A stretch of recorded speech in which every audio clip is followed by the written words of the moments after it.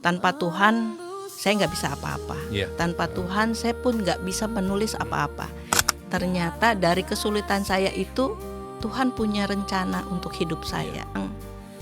Bahwa Tuhan sudah menyediakan jalannya, Tuhan sudah membuka jalannya, menyiapkan segalanya. Kenapa masih ragu?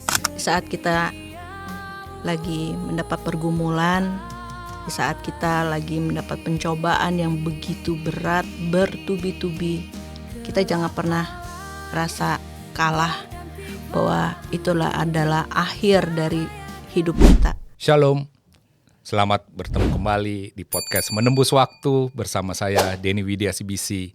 Hari ini kita kedatangan seorang tamu yang luar biasa sebagai seorang penulis dari sebuah buku. Kita akan lihat, kita akan bahas tentang bukunya apa ya.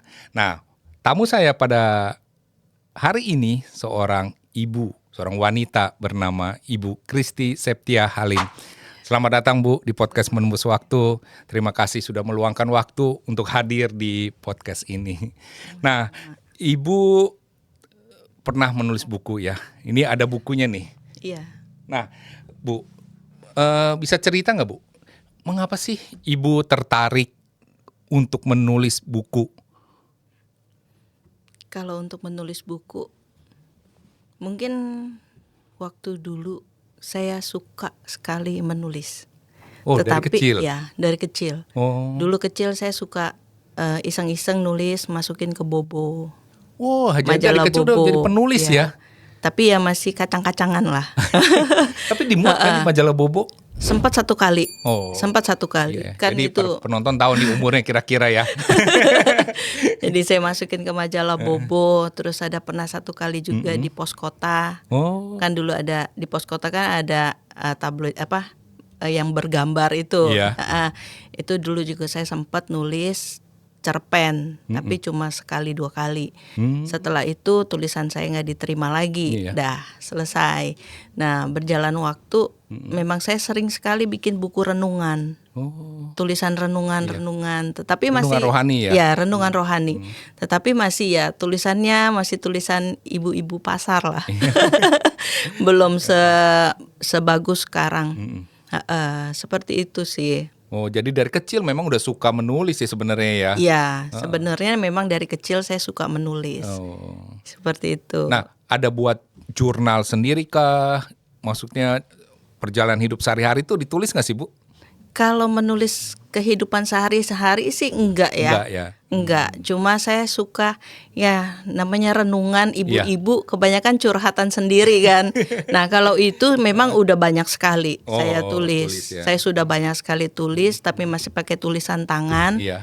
Jadi pada saat sekarang ini saya sudah belajar. Saya juga masuk di sekolah teologi. Setelah masuk sekolah teologi, saya jadi lebih mengerti cara bagaimana sih menulis yang baik, gitu. Jadi saya sudah bisa menulis dan saya juga mengerti tentang Alkitab. Jadi saya menulisnya lebih terarah dan lebih bisa memberkati. Luar biasa. Seperti itu. Nah, buku ini yang Ibu tulis nih ada di Span ya. Boleh saya ambil ya Bu ya? Boleh, ya? silakan. Tentang ini Jendela Iman judulnya. Wah, luar biasa, 40 renungan 40 renungan tentang kesengsaraan dan kebangkitan Yesus, Jendela Iman. Nah, Bu, ini judulnya kan Jendela Iman, metafora nih kayak judulnya nih. Betul. Nah, betul. Mengapa Bu? Apa maknanya nih mengkasih judul Jendela Iman ini nih? Jadi Jendela Iman ini adalah sebuah memang seperti metafora. Jadi kita bisa melihat sebuah jendela di mana kita di dalam rumah kita sendiri. Pada saat itu memang saya seringnya kan di rumah aja, nggak ngapa-ngapain kebanyakan. Jadi saya merasa saya memerlukan sebuah jendela yang bisa melihat ke arah depan, ke arah luar.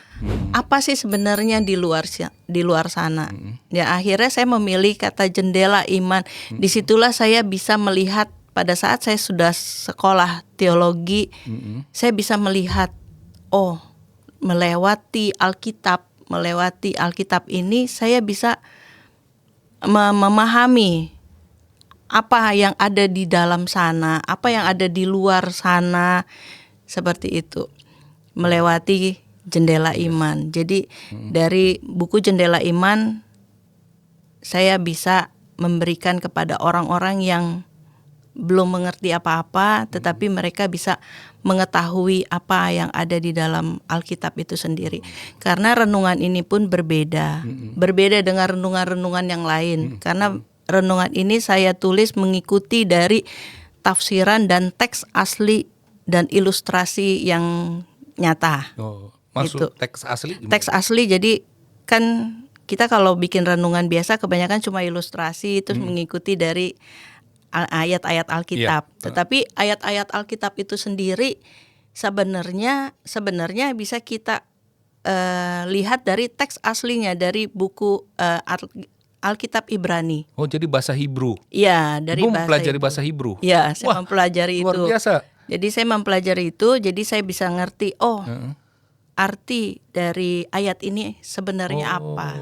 Jadi Ibu membuat renungan rohani itu dengan dasar bahasa aslinya, bahasa Ibrani. Betul. Jadi terus habis itu kita tafsirkan dan sesuai dengan ilustrasi dari kehidupan nyata. Seperti itu. Luar biasa. Nah, ini buku yang kedua ya, Bu ya? Iya, ini buku yang kedua. Berbicara tentang kesengsaraan dan kebangkitan Yesus. Iya, kalau betul. Yang pertama berbicara sama? Yang pertama bukan. Oh, bukan. Tapi saya lupa itu judulnya. Nah, yang kedua ini, kesengsaraan dan kebangkitan Yesus. Apa yang Ibu sampaikan di buku ini? Isi buku ini secara garis besarnya ringkasannya apa nih, Bu? Kalau buku ini memang kita mengambil tentang kesengsaraan dan kebangkitan Yesus. Karena ini saya masukin ke dalam momen pada saat itu masuk di Paskah. Oh, menjelang Paskah. menjelang Paskah. Ini juga udah menjelang Paskah nih sekarang. Iya, berarti ini udah hampir setahun lah. Iya. Seperti itu. Sebenarnya saya juga lagi menulis lagi untuk yang jilid 3 mengenai perempuan. Oh, gitu. Bagaimana perempuan bangkit dari keterpurukannya. Cuma memang belum dirilis. Iya. Judulnya sama. Semua buku itu Jendela Iman. Depannya Jendela Iman. Tapi Jendela isinya Iman, macam-macam, ya berbeda-beda ya. Berbeda-beda. Jadi setiap buku yang Ibu terbitkan judulnya Jendela Iman, tapi temanya lain-lain ya. Beda. Oh, luar biasa nih, Bu. Nah, kalau orang mau memiliki buku ini, kemana, Bu, harus mencarinya? Bisa ke BPK Gunung Mulia. BPK Gunung Mulia. Karena ini penerbitnya dari BPK Gunung Mulia. Oh, ya bisa cari di sana ya. Iya, di online ada nggak di online? Di online ada, di Shopee ada, di Topet juga ada. Oh, iya. Sekarang kan zamannya online juga nih. Iya. Oke. Luar biasa nih. Nah, ketika Ibu menulis buku ini, Bu, ada nggak pembelajaran? Malah Ibu mendapat sesuatu loh ketika menulis buku ini. Iya, ada. Apa, Bu? Bisa diceritakan? Jadi pada saat kita menulis, memang nggak sembarangan menulis ya. Pada saat saya menulis juga kadang-kadang saya juga stuck. Aduh, saya mau nulis apa? Saya mesti apa? Tetapi di sini saya juga memerlukan bantuan dari Tuhan ya. Tanpa Tuhan saya nggak bisa apa-apa. Tanpa Tuhan saya pun nggak bisa menulis apa-apa. Jadi walaupun mungkin kita bisa dapat arahan dari Alkitab, tetapi Alkitab memang sebagai panutan, tetapi hanya sebuah tulisan. Cuma sebuah tulisan. Tetapi pada saat kita mau menulis, saya butuh Tuhan untuk bisa mengarahkan saya. Apa yang harus saya tulis ya Tuhan dari ayat ini. Jadi setelah Tuhan memberikan jawaban, kadang dari Roh Kudus pun bekerja di dalam hati kita. Jadi saya menulis menurut arahan dari Tuhan, dan itu pun bisa flashback dengan cerita-cerita saya yang lama. Oh, dari ayat ini saya sudah uraikan, ternyata ini sesuai dengan kejadian hidup saya. Dan itu yang saya jadi, ini loh maksud Tuhan. Dan kenapa begini. Dan di situ saya juga diberikan kekuatan lagi bahwa kita setiap dari kita pernah punya masa lalu. Ada masa kelam, ada masa bahagia gitu. Melewati banyak usia kehidupan lah ya. Betul. Jadi di antara banyak kesulitan-kesulitan itu, kemungkinan ya, bukan kemungkinan, kebetulan saya ini memang lebih banyak kesulitan-kesulitan pada zaman itu. Jadi begitu banyak kesulitan yang saya hadapin, begitu saya membuat renungan ini, saya jadi flashback. Oh, di sini loh maksud Tuhan. Ternyata dari kesulitan saya itu Tuhan punya rencana untuk hidup saya. Jadi semua tulisan yang saya tulis, semua ilham yang Tuhan berikan kepada saya, itu bukan hanya sekedar tulisan, tetapi itu juga menguatkan diri saya. Bahwa apa yang saya tulis, apa yang saya tuangkan di dalam tulisan ini menguatkan kepada saya. Karena sebelum-sebelumnya saya merasa Tuhan gak adil loh sama saya. Kok Tuhan saya dapat kehidupan saya kok kayak gini loh gitu.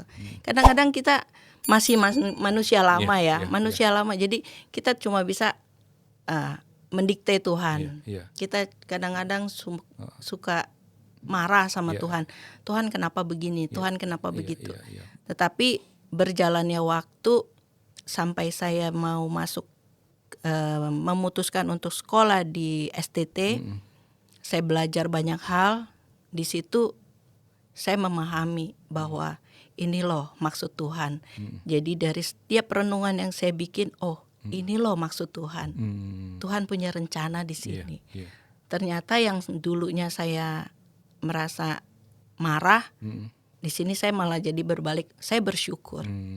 Akhirnya saya menyadari bahwa saya dulu banyak kesalahan yang saya harus bisa mengubahnya itu semua.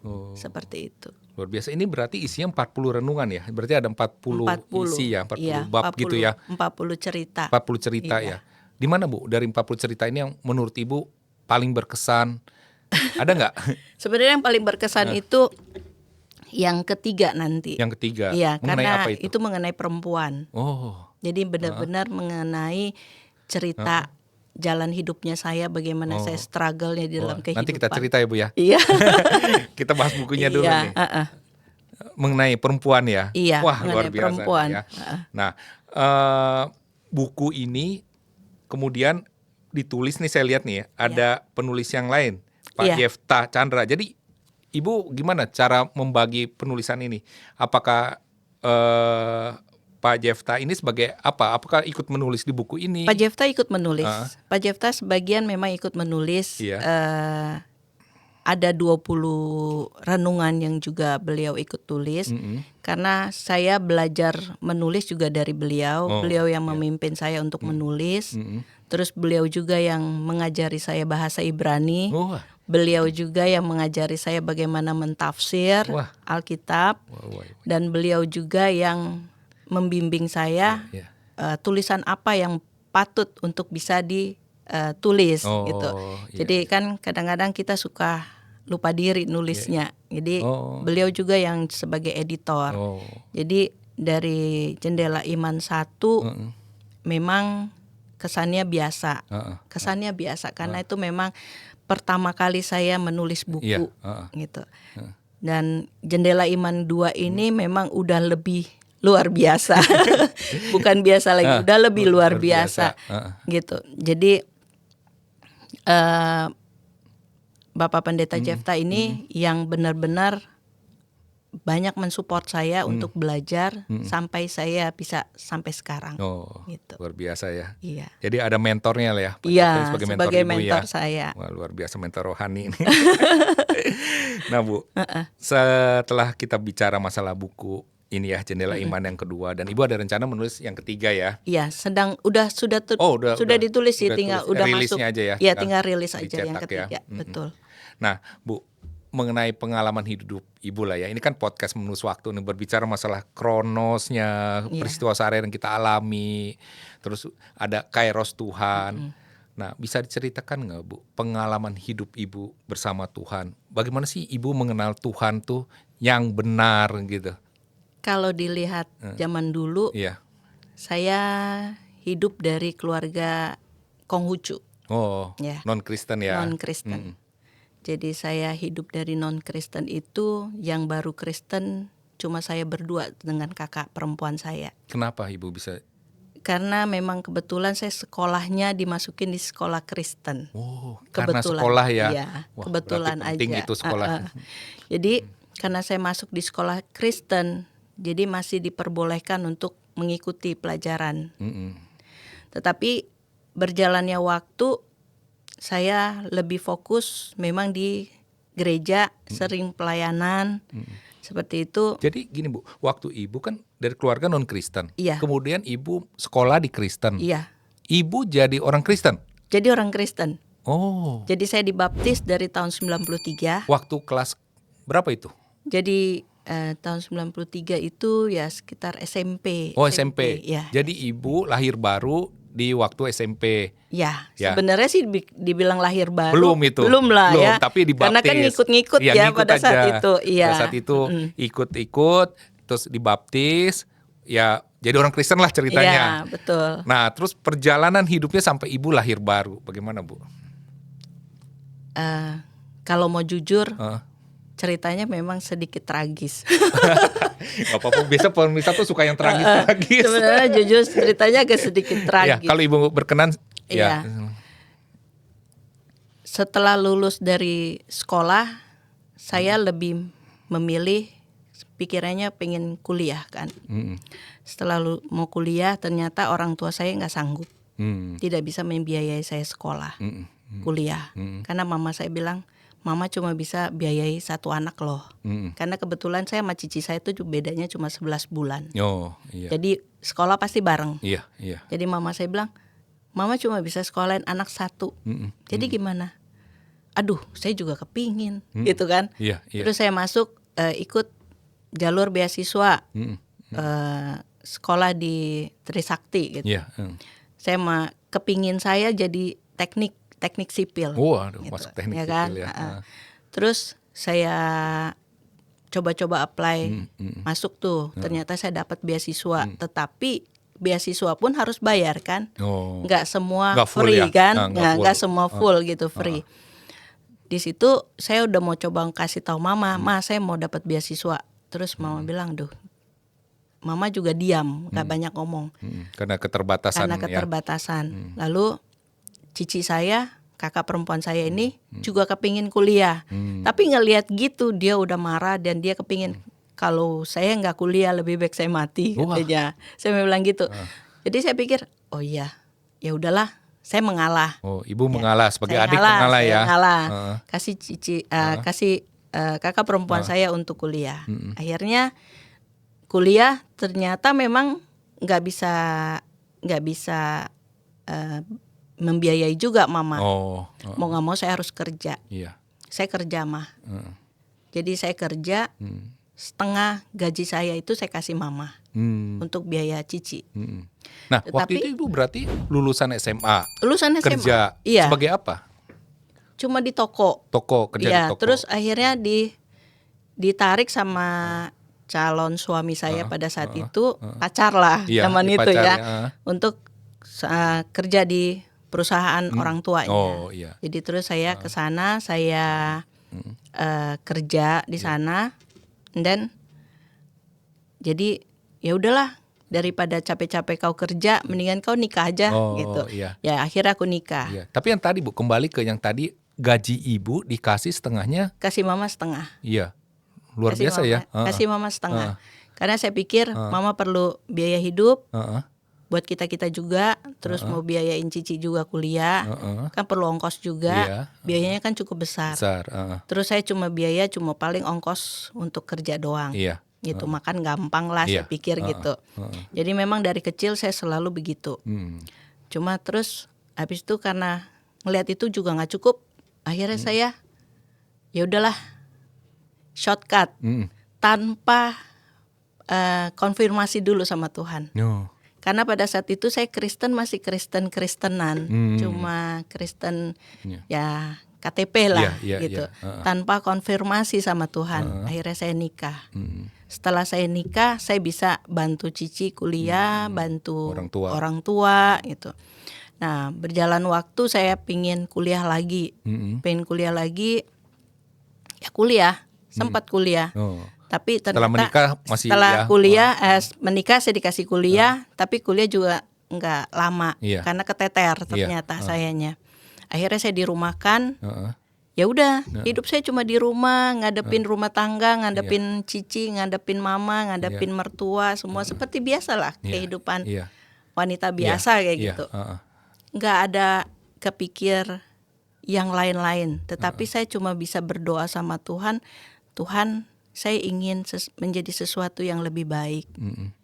Terus saya bikin renungan harian, curhat-curhat saya, karena kehidupan saya di dalam rumah tangga saya pun nggak semulus yang diperkirakan orang. Jadi tekanan-tekanan, jadi begitu banyak persoalan. Tapi suami sama-sama Kristen ya? Suami Kristen, tapi sama-sama Kristen KTP. Gitu, sama-sama Kristen KTP ya. Nah berjalannya waktu, suami meninggal. Ya kan, suami meninggal, terus saya udah punya anak 3. Setelah punya anak 3, saya mau ngapain? Pada saat hari suami saya meninggal, saya nggak tahu apa-apa, karena saya cuma dirumahkan, nggak boleh kerja, nggak boleh ngapa-ngapain. Tetapi saya berusaha untuk bangkit. Saya berusaha untuk bangkit. Itu pun saya masih mengambil sebuah keputusan tanpa konfirmasi dari Tuhan. Saya masih dibilang saya masih jauh lah sama Tuhan. Jadi pada saat suami saya meninggal, saya berusaha untuk maju, bertahan, dan akhirnya saya menjadi seorang kontraktor. Punya bisnis sendiri. Iya, itu dari sisa-sisa dari suami lah. Suami memberikan, dulu suami saya jadi kontraktor, jadi saya nerusin lah. Setelah saya nerusin pekerjaan suami, makin saya jauh dari Tuhan. Makin saya jauh dari Tuhan. Karena saya lebih cinta pekerjaan saya. Saya jadi kontraktor, terus saya jadi kontraktor itu bukan cuma di teknik sipil, tetapi saya main di climbers, yang cuci gedung. Jadi main sama anak-anak climbers, itu makin lupa daratan. Saya jarang di rumah, pulang sampai jam 1, jam 2, kayak gitu. Makin jauh lagi dari Tuhan. Dan temenannya juga bukan sama Kristen otomatis. Kebanyakan dari agama yang seberang, gitu. Jadi makin jauh lagi, gitu. Nah, disitulah mulai ada rasa saya kok jauh sama Tuhan.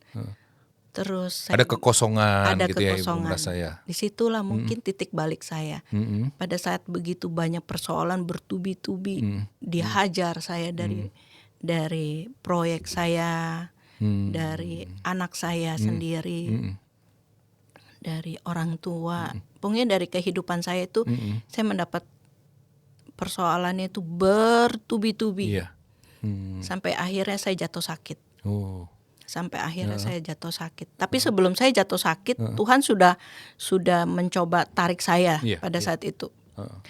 Sakit apa tuh Bu? Maksudnya saya, sakit yang cukup berat kah? Cukup berat pada saat itu. Tapi sebelumnya kita nggak cerita sakit dulu ya. Jadi pada saat itu saya udah mulai ikut, cobalah cari pendeta gimana gitu loh. Udah karena, mulai mau berbalik ya. Karena begitu beratnya dipikul beban itu yang udah saya pikul. Ya akhirnya saya coba cari pendeta dari Betani, dari Betani. Saya coba ngobrol gimana ya Pak, ya Bu, coba Ibu kita doa bareng gitu. Terus akhirnya saya berdoa, saya mencoba lebih dekat lagi sama Tuhan. Terus akhirnya saya ikut pelayanan. Saya ikut pelayanan. Setelah saya ikut pelayanan, lama-lama saya merasa rasanya lebih damai, tetapi masih ada sesuatu yang belum kena lah gitu. Dan pada satu hari saya doa, Tuhan minta saya belajar. Saya bingung, saya harus belajar apa? Terus saya doa lagi, Tuhan bilang belajarlah. Terus akhirnya saya tanya sama Bapak Pendeta, Pak, maksudnya apa ya? Mungkin Ibu harus belajar pemahaman Alkitab atau apa gitu. Mau belajar di mana? Saya bilang, cobalah Ibu masuk ke STT. Dia bilang gitu. STT mana ya? Terus saya coba tanya-tanya dan kebetulan paman saya bilang coba aja dekat rumah tuh ada. Saya bilang masa sih? Setahu saya mau belajar di STT itu agak jauh dari rumah, makanya saya jarang nggak kepikiran gitu. Terus endingnya saya coba konfirmasi lagi, doa lagi sama Tuhan. Tuhan, benar nggak saya harus belajar? Dan pada hari itu seperti nggak dapat jawaban. Saya doa pada saat itu dan hari Sabtu saya ke gereja. Di situ Tuhan kasih jawaban ke saya. Apa tuh jawabannya, Bu? Jawabannya bahwa apapun yang kau perlukan sudah kusediakan. Apapun yang kau butuhkan sudah ada. Itu jawaban dari mana, Bu? Apakah pendeta khotbah Pendeta atau apa? khotbah. Pendeta khotbah. Pendeta khotbah. Ibu merasa itu jawaban dari Tuhan ya? Jadi pada saat saya datang ke gereja, pada saat itu dengan penuh pergumulan saya. Jadi ada pendeta satu namanya Ibu Vera. Dia masih evangelis, belum pendeta. Dia bilang, sebenarnya saya mau khotbah hari ini bukan tema ini yang saya mau bawa, tetapi saya mau bawakan ini karena Tuhan menyuruh saya untuk menyampaikan sesuatu ke seseorang yang ada di sini. Saya diam aja karena kan saya nggak merasa. Ibu. Saya kan nggak merasa kan itu bahwa itu buat saya pada saat itu. Tetapi pada saat itu Ibu Vera bilang bahwa Tuhan sudah menyediakan jalannya, Tuhan sudah membuka jalannya, menyiapkan segalanya. Kenapa masih ragu? Kalau Tuhan sudah panggil, jangan ragu, jangan seperti saya. Dia bilang, saya sudah kehilangan suami dan akhirnya saya kehilangan 3 anak laki-laki. Oh, ini cerita Ibu Vera ya, kesaksiannya yang evangelis itu ya. Saya sudah kehilangan 3 anak laki-laki. Setelah saya kehilangan semua, baru saya mau melangkah melayani Tuhan. Di situ saya saya baru kehilangan suami pada saat itu. Dan sisa anak saya 3 anak laki-laki. Kok sama? Mirip ya ceritanya. Kok sama ya? Apa ini untuk saya? Waduh, saya bilang iya Tuhan. Saat itu juga saya doa, ya Tuhan ampuni saya. Saya masih rasanya ragu. Dan akhirnya saya memutuskan untuk pergi ke STT tersebut. Jadi khotbah itu titik balik Ibu lah ya. Untuk jadi akhirnya saya menggenapi yang Tuhan pesankan itu ya. Iya, jadi akhirnya saya masuk ke STT itu dan ternyata hari itu dia tata usaha bilang ini hari terakhir loh Bu pendaftaran. Pas ya. Pas banget. Dan akhirnya saya daftar di sana. Setelah saya daftar, saya kuliah, saya belajar, terus saya ketemu sama Bapak Pendeta Jefta, dan di saat itu beliau melihat saya, mungkin saya ada bakat. Ternyata saya memang belajar dengan nilai yang baik, tetapi di dalam perjalanan untuk saya mau melangkah menjadi pelayan Tuhan itu memang gak mudah. Ternyata gak semudah itu. Dan akhirnya saya kehantam, pekerjaan saya semua terbengkalai. Terus saya ditipu. Banyak ditipu. Terus dibohongin lah gitu. Dan akhirnya saya juga merasa goyah gitu. Tuhan, saya udah mau melayani Engkau, saya udah mau semuanya, Mengapa begini ya? Gitu. Kenapa kok kasih saya kayak gini? Itu secara pribadi saya berbicara sama Tuhan kayak gitu. Dan gak lama kemudian saya jatuh sakit. Selang berapa bulan kemudian saya jatuh sakit, saya kena autoimun.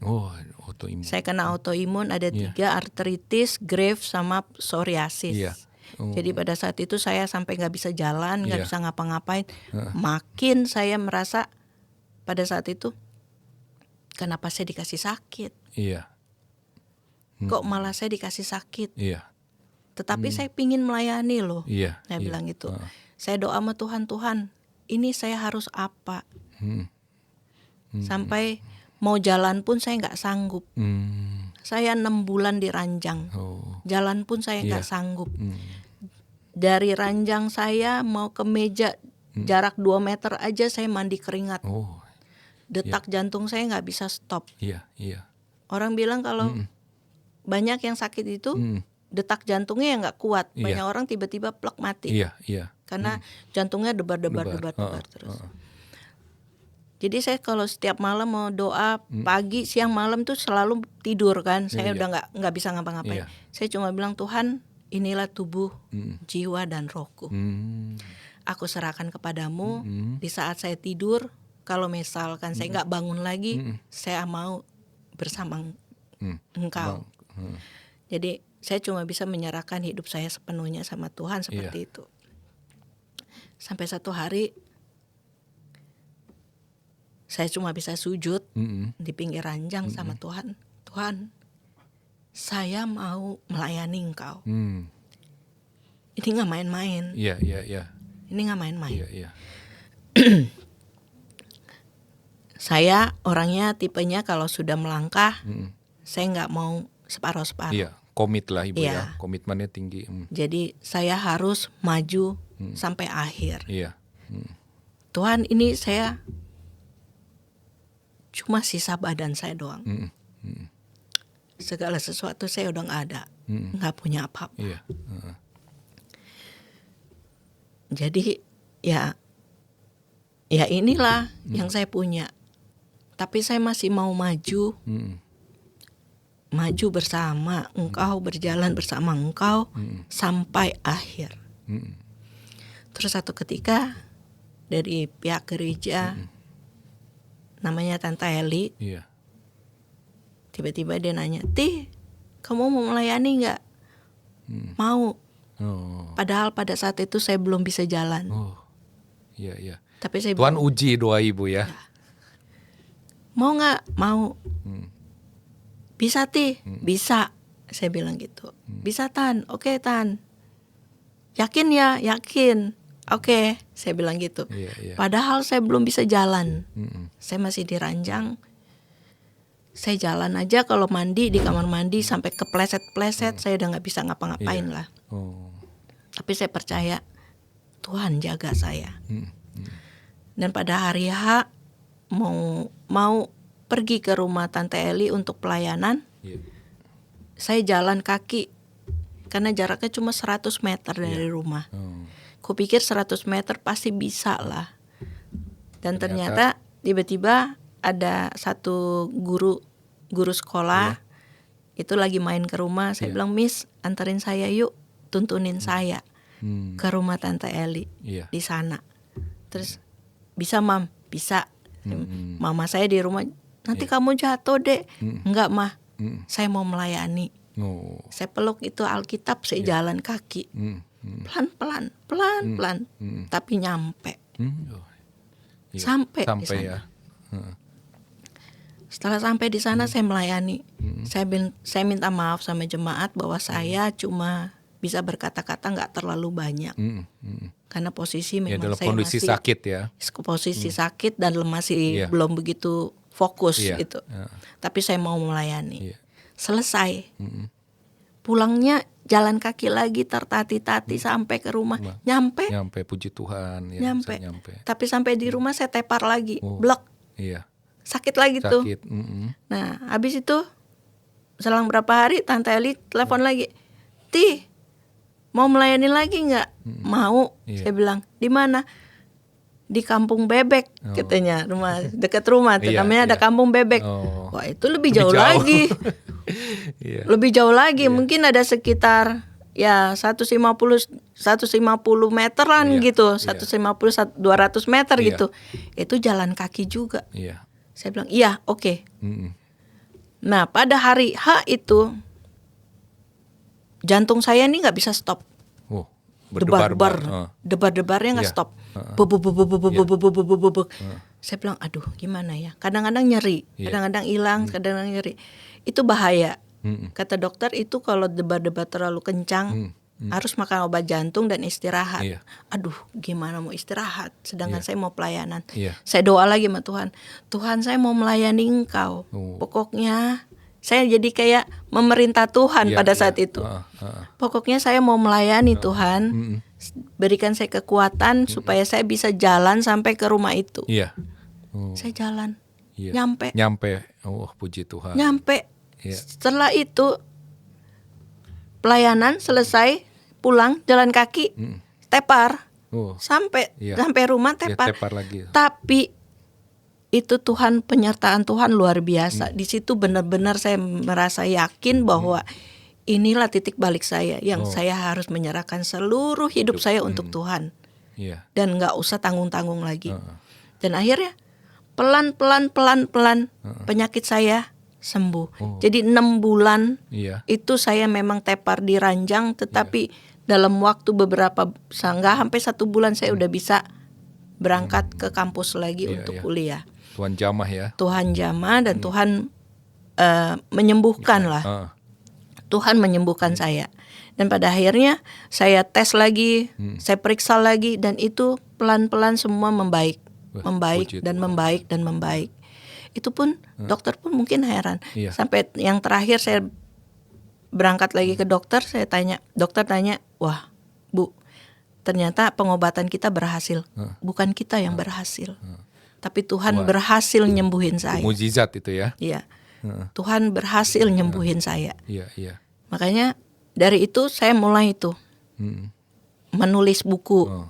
Start itu dari situ baru saya start menulis buku, nulis buku, walaupun banyak yang di reject sama Bapak Pendeta Jefta, banyak yang di reject, tapi tetap saya terus konsisten menulis buku dan menulis sampai akhirnya saya aktif di gereja dan saya dipanggil untuk melayani penuh di GKI Sunda Kelapa.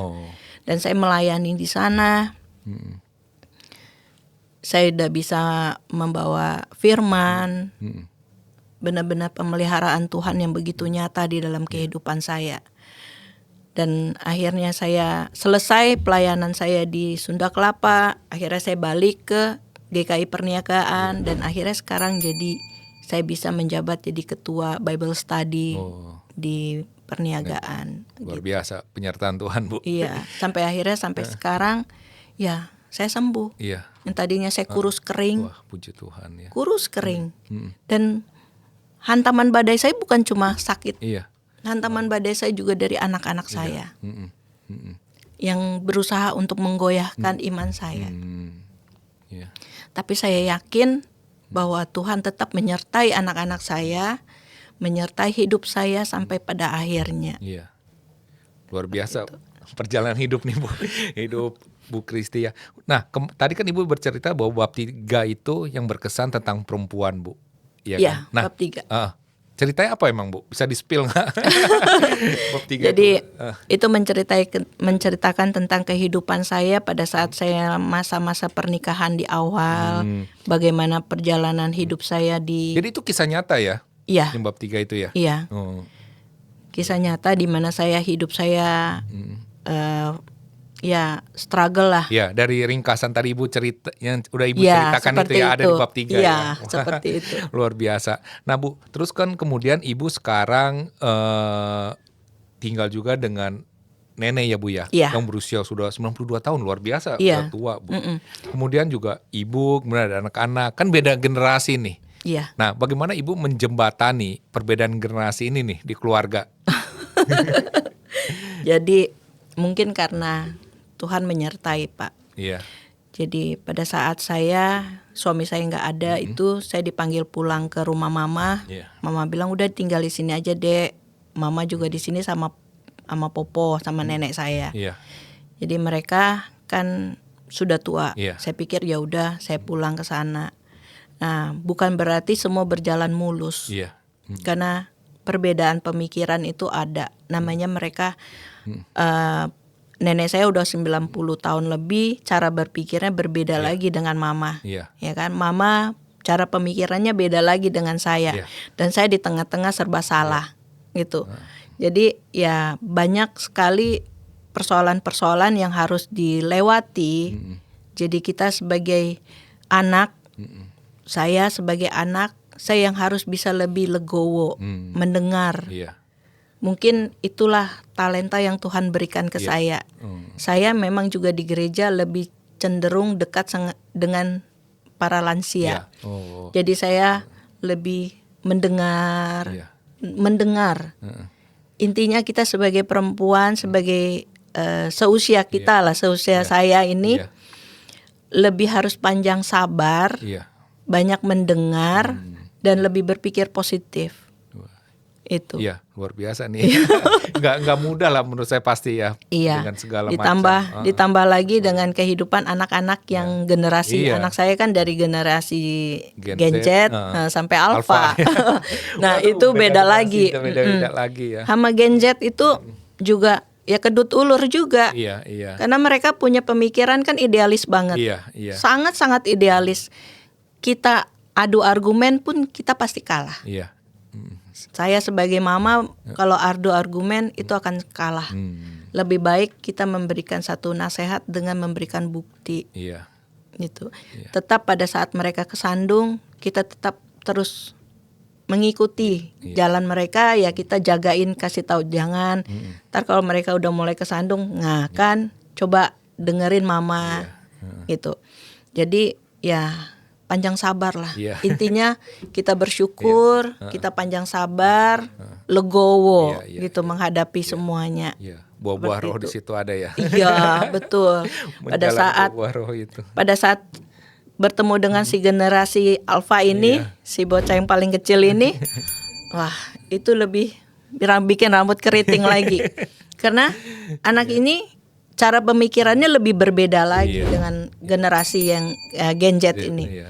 Karena generasi Alpha ini memang kalau orang bilang, aduh ini generasi Alpha mau manja-manja, tapi memang betul, manja banget. Jadi kita harus bisa lebih dengerin, lebih dengerin. Iya, kamu maunya gimana gitu. Kalau kita kasih argumen sedikit, dia langsung kayaknya omongnya lebih banyak dari kita. Excuse-nya, alasannya itu lebih banyak dari kita. Dan kita yang harus bisa lebih, oh iya, dengerin. Ya intinya sebagai orang tua, mendengar ya. Kita jangan sebagai orang tua yang otoriter. Intinya mendengar. Itu ya untuk mendidik anak sekarang ya. Gen Alpha luar biasa. Generasi Alpha. Nah Bu, perjalanan Ibu sekolah lagi sesuai dengan yang tadi Tuhan inginkan, belajar tentang teologi ya. Apa sih visi Ibu ke depan? Visi saya, sebetulnya rencana saya untuk belajar di STT itu sebelumnya saya sering dipanggil sama jemaat-jemaat, mereka curhat sama saya. Mereka curhat, saya nggak ngerti apa-apa.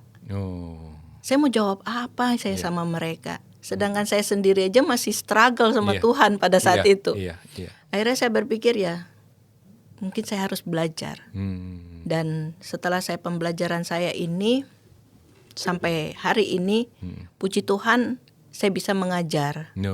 Jadi saya memang, oh ya Tuhan mungkin suruh saya belajar untuk saya bisa mengajarkan. Nah Ibu punya visi kah nanti mau melayani di mana? Apakah melayani lansia, melayani anak-anak? Saya melayani, mungkin saya melayani di lansia. Lansia ya, itu yang Tuhan tanamkan di para wanita-wanita, memberikan penguatan kepada para wanita supaya hidup mereka mungkin lebih terarah.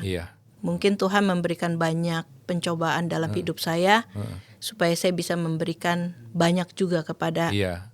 Karena Ibu udah mengalami kan. Seperti itu. Ya, pengalaman itu yang Ibu bisa bagikan ke orang tua. Itulah yang saya tulis di jilid 3. Wah, luar biasa. Ya nantikan tuh ya, jadilah iman jilid 3. Kalau memang nggak keburu ketemu sama saya, ya mungkin bisa beli nanti yang jilid 3. Bisa melihat bagaimana perjalanan hidup saya, struggle-nya seperti apa. Oke, luar biasa Bu.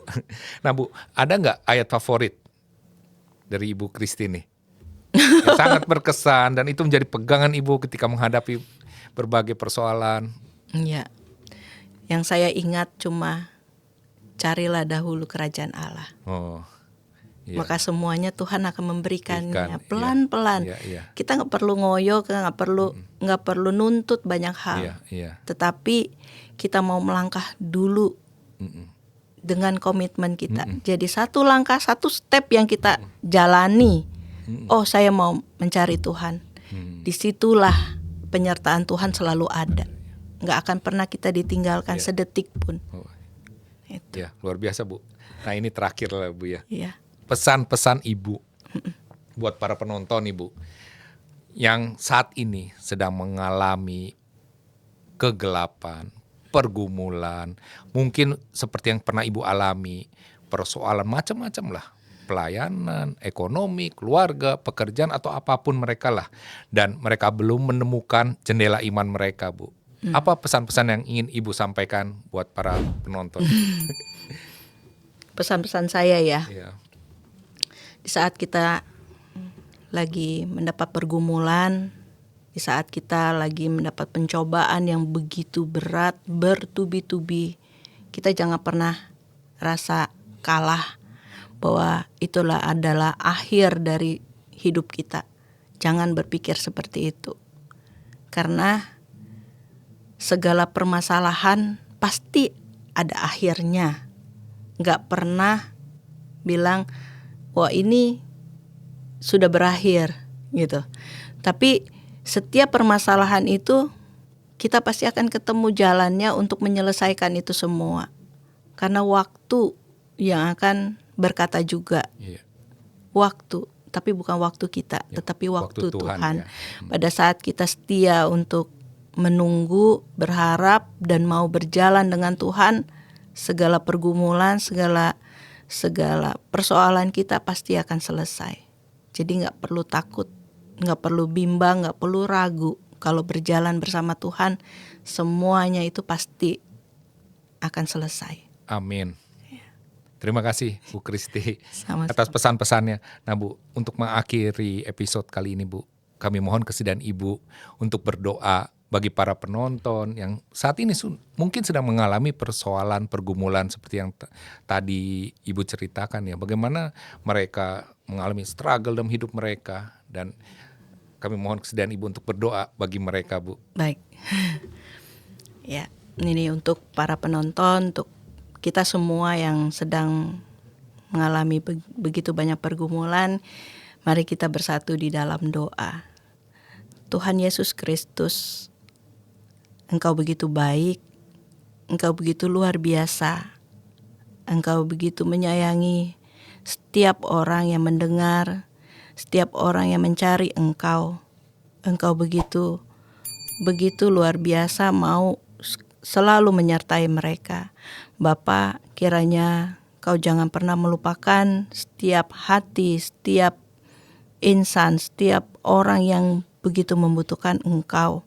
Ya Tuhan, kami percaya bahwa setiap pergumulan, setiap pencobaan, setiap permasalahan hidup yang sedang para pendengar rasakan dan kita semua rasakan, Engkau adalah Allah yang tak pernah melupakan kami. Engkau adalah Allah, Engkau adalah Tuhan yang selalu menjadi sumber pengharapan, menjadi sumber kehidupan kami, dan segala apapun yang telah kami perbuat untuk berjalan bersamamu tidak akan sia-sia.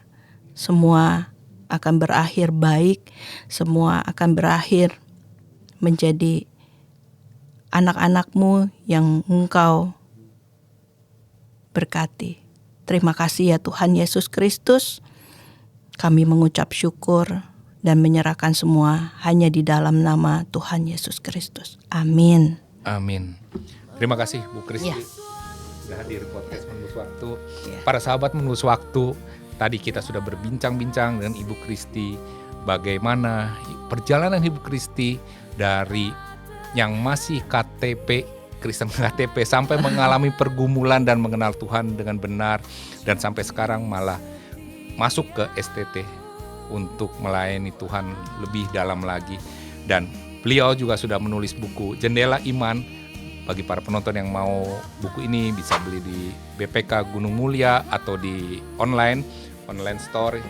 Dan kita akan berjumpa di episode berikutnya. Saya Denny Widya CBC, mohon pamit sampai bertemu kembali di episode berikutnya. Tuhan Yesus berkati.